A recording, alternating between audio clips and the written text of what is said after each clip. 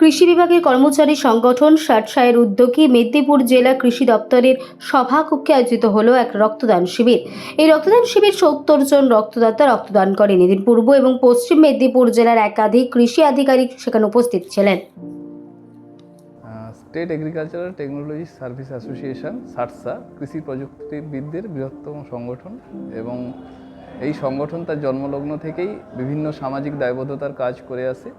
তার অঙ্গ হিসাবে আমরা আজকে রক্তদান শিবিরের আয়োজন করেছি মেদিনীপুর ব্লাড ব্যাংকের সহযোগিতায়।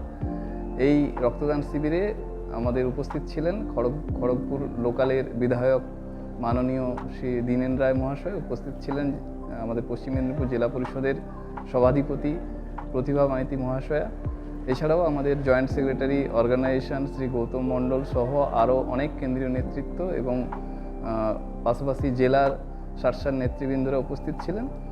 এবং এই রক্তদান শিবিরে আমাদের সদস্য এবং কৃষি দপ্তরের সঙ্গে যুক্ত বিভিন্ন শুভানুধ্যায়ীরা 65 জন রক্তদান করেন এবং এই রক্তদানে বিশাল সাড়া পড়ে।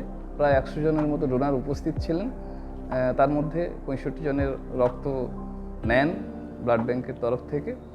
আমরা এই রক্তদান শিবিরে উপস্থিত সমস্ত রক্তদাতা যারা এসেছিলেন তাদেরকে একটা ফলের গাছ তুলে দিই। রক্তদান জীবন।